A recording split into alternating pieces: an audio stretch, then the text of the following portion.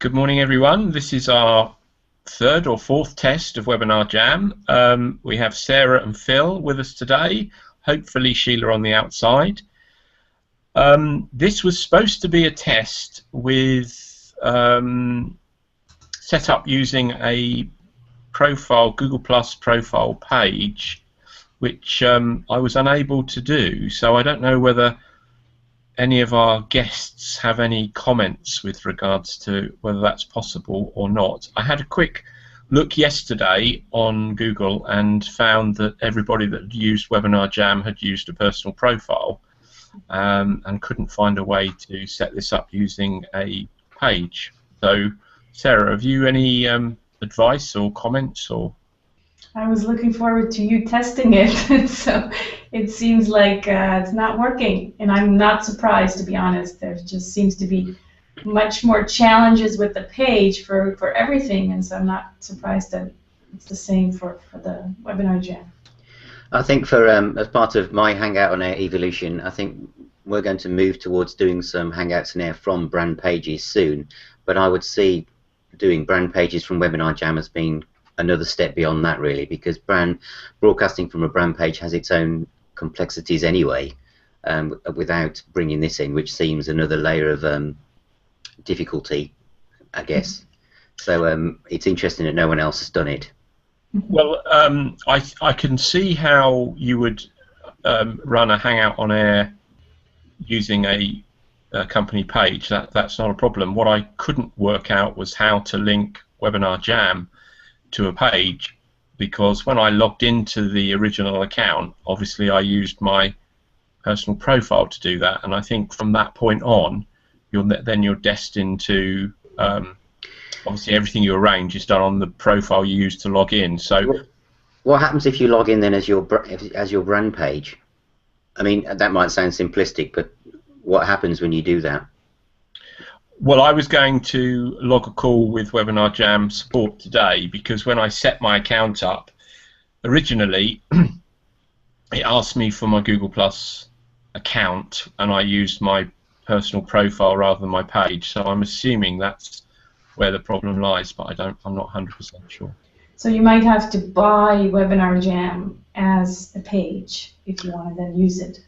Well, I'm thinking that as we've bought it, we can probably use a different we can use a Google Plus page rather than a Google Plus profile to log in by, and I think once we've done that, then any webinar that you organise using Webinar Jam will use the profile that you use to log in.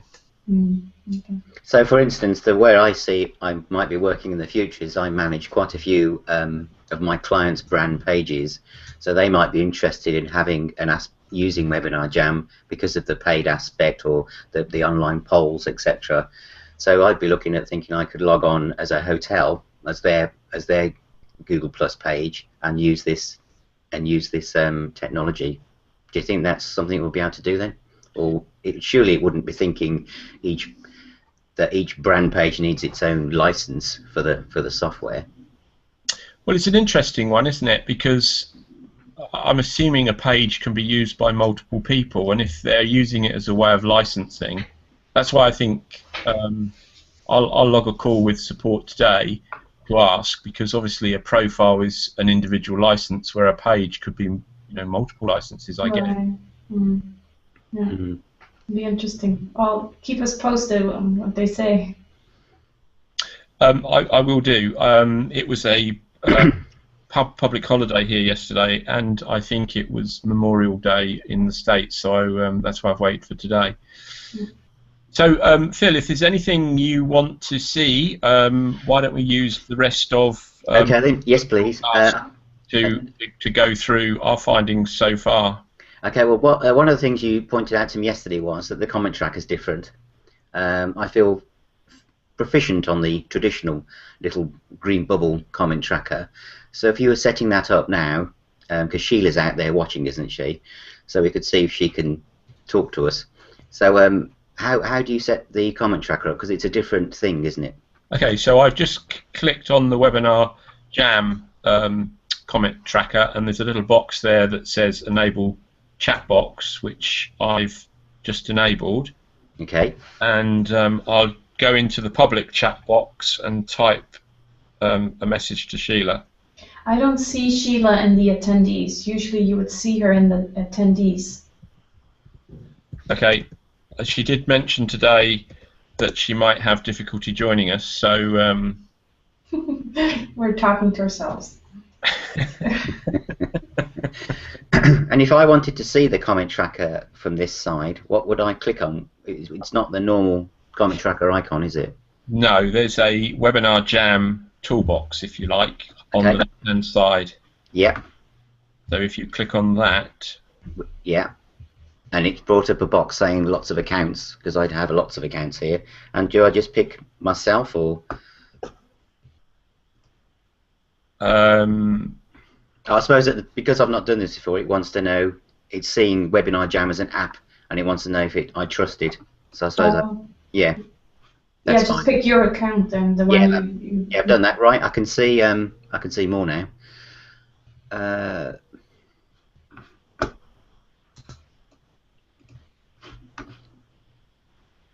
So basically the comment tracker is now a chat feature, just like you have sometimes in webinars. So Right. it's not happening on Google Plus at all. It's all happening via the Webinar Jam. So people on the outside who are watching, they're watching on that page that you came into. And so they can, converse with us, and we see the comments then where you, if you go on the first tab called Chat, you now see the message that Dave sent, hi Sheila, how are you? And if Sheila was there on the other side and would answer, then we would see her comment. Right, okay. And just say, because I've not done this before, I've probably got a one-off message on the right-hand side of my screen, and it says, please re-log in to the Hangout using your admin Hangout link. Okay. Yeah. So that means that you might have picked the wrong profile then. Oh, really? Well, it should be me. So I suppose I could go back into the Webinar Jam toolbox. No, it won't let me do that. Right. So I believe one of the earlier tests I did this. Okay. Yeah, I remember that. So you have to log out of. Before you do that, let me. Okay, so I set you and Sarah up this morning as presenters and moderators. Yes. You have to accept that. Right. That you're going to be a moderator and a presenter, and then you automatically get sent an email from Webinar Jam with a link to where Sarah and I are now. Okay, then I'm going to try that. So I've got the full experience. So I shall return. You're going on the outside. I'm going on the outside, and I shall be back. Okay, then. See you in a bit. Yeah, I remember that happened to you, but me as well. It just means that you're not logged in as part of the Webinar Jam experience. You're just in a regular Hangout. Yeah. Interesting that that's possible. Have you used Webinar Jam for any events yet? And are you planning to? Yeah, my first one, I just decided to Right. plan in July, so that will be the first experience. Okay. Okay, you're back. I'm back, and I can now see more than I could before. So I can see the chat, polls, attendees, pop-ins, etc. on the right-hand side. Cool. Great. Good. Yeah. So what we've done in previous tests is we've played around with the chat box and we've run polls within the webinar. Usually there's 4 involved in the test, so there's usually 2 on the inside and 2 on the outside, so that you can really simulate a proper webinar. And I think last time, Sarah, correct me if I'm wrong, but Sheila ran a video, didn't she? Yeah. So you can actually run a promo video from the inside as well, and we've identified that I think the first test we did, the you're supposed to run the video and not be able to hear, the microphone gets muted, and we found that that wasn't the case. So. Does all the normal stuff, like lower third controls, is that the same as a normal Hangout in Air, or is it different within this setup? It's the same. Exactly the same. Yeah, lower third, screen share. It's all the same kind of. Yeah, it's all the same. All the same. Yeah. Yeah. So really, what changes is the chat. You can set up polls in advance. You can create these pop-ins that you mentioned with the the special offer, and the videos, which we had issues with, but seem to now have worked last time.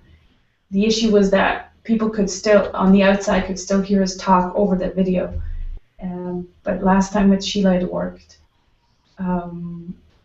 It's not something I'm planning to use, at least for the first few webinars. Pop-ins, what you need to be aware of is that there's a delay. So when you say you're going to post them and they actually appear, it's not synchronized. And I can't remember, Dave, what do you have to do first? I think you have to post it first and then talk about it, or is it the other way around? To be honest, no, I'm not sure, so I'm not going to say. Is it like the normal kind of delay, as if, obviously, because me and Sue do lots of Hangouts in the same room, sometimes together. I've noticed someone's viewing, where the person viewing is about 10 to 15 seconds behind sometimes. It can actually be more. It can even be more, I think. Really? Yeah, because it's the YouTube delay. So, yeah. Sometimes it was up to 30 seconds, I remember counting with Krishna. Right, so it's no point saying you've got 30 seconds left for this offer if it hasn't even come on the screen. No. Yeah. So that, I think that takes some practicing as well. What basically conclusion to this is well, you're a couple, so that's great, because I think you need at least 2 people to run this thing. If you're going to have special offers and all these things happening on the side, I think you just need 2 people. That's what I'm picking up from this. I mean, I've hosted.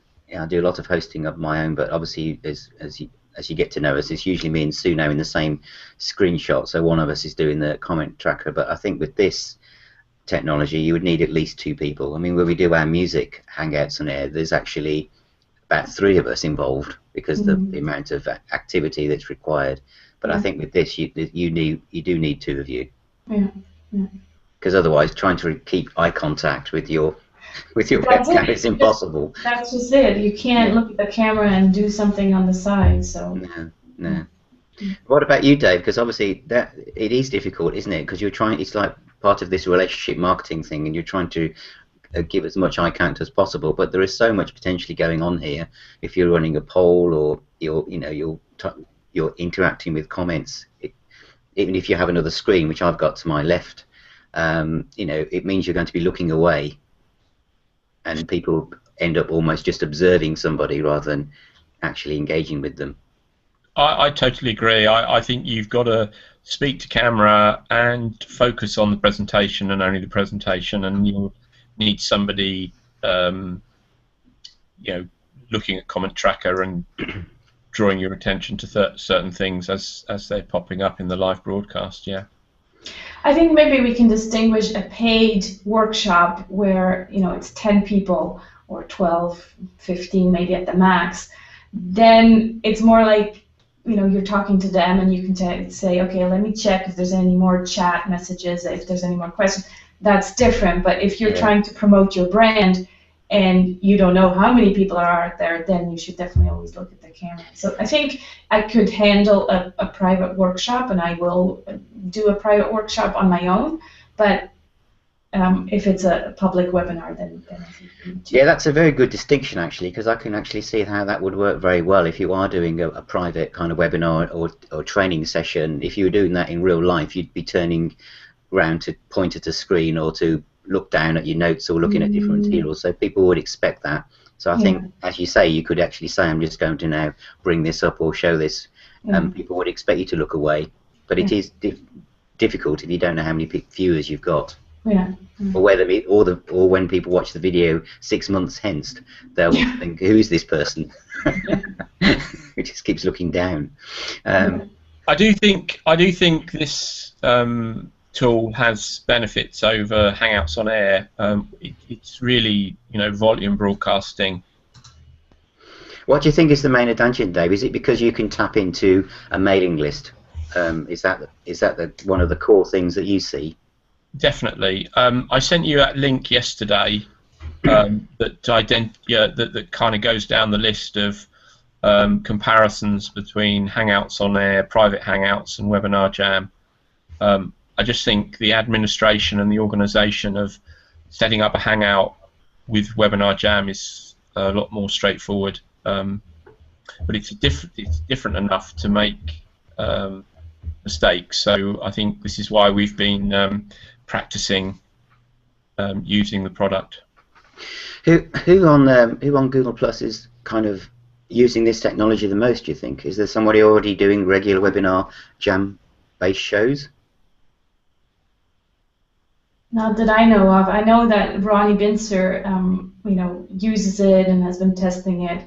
I think, if I get the vibe correctly, is that on Google Plus, they're actually not in favor of Webinar Jam, and I think that's going to be a kind of a hurdle, because they're so used to these free Hangouts where you don't have to give your name or even pay for it, and there's all this great content. So people are not willing necessarily to join a webinar where they all of a sudden have to submit their name and email again. So I think it's two separate things, really. It's not, you're not running a Hangout, you're really running a webinar, and I've noticed, I've done it once where I promoted a webinar on Google Plus, and people are like, how come I have to submit my email and name? Usually we're used to getting free content, and so I think that's a bit of a, you really need to make sure that this is clear. It's not just a Hangout. Oh, excuse me. I would imagine how I would, just from what you've just said. I think I would probably continue with my normal Hangouts on Air, and if I thought there was a subject I wanted to explore with people in more depth, then maybe I would mention within a traditional Hangout on Air that I was going to run a webinar, a separate event, and it was going to be for 10 people max. Yeah. And it was going to be like a training session, so people knew they were going to be invited to something that was very different. Right. I think just setting something up as a webinar via Webinar Jam as a Hangout on Air and it appearing across people's Google Plus stream, I agree. They probably think, well, why have I got to pay for this? Exactly. So I think it has to be set up in advance to say this is not a Hangout on Air, it's a webinar, it's a training session, and it's limited to 10 people. I think from what you've said, I'd like to feel that I had the freedom to look towards the right-hand side or down towards things, because I'd be going into things in much more depth and not necessarily trying to just talk in the moment, because if you're training you need notes and all sorts of stuff. So that seems to me a way of trying to have the distinction. I think it doesn't worry me, but the fact is that we're talking on a global platform like Google Plus, and the fact, the reach we have on here, that there isn't really anybody using it yet, and there must have been a lot of people who bought it when it had that special offer.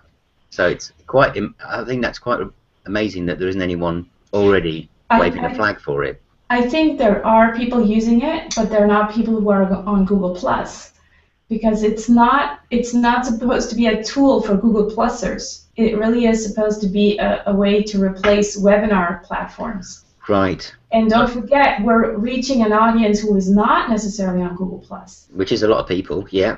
Which is a lot of people, and just because we're using the Google Plus technology, Hangout technology, doesn't mean that they have to be on Google Plus or even used to Hangouts. Right. So in fact, the Google Plus thing is actually muddying the waters, isn't it? It is. Yeah. Right. Yeah. Yeah, it's a very interesting point. And Ronnie did do one of his, I don't know whether it was his tech show with one of the developers. Yeah, what's his name? Doc something. Doc somebody, yeah. And one of the other things I like about Webinar Jam is, like you both said, you don't need a Google Plus account to watch. So, you know, there's pros and cons. Yeah. Well, there's still a lot of people in the UK that aren't on Google Plus, or if they are, they're not active users. But there's a lot of people that would reach out for additional training on all sorts of things, whether it's digital marketing or any other web-based marketing activity. So I can see now, just from our short chat here, that would be a way of getting those people in without, as you say, making it sound like you have to be in Google Plus, you have to have an account, and this is how you join or see this show. A lot of people understand the phrase webinar, probably more than Hangouts on Air in some sectors, really. Yeah. And if you think the UK is bad for Google Plus, ask Sarah what it's like in Switzerland. Yeah, Switzerland. I'm probably one of 10 who's using Google Plus.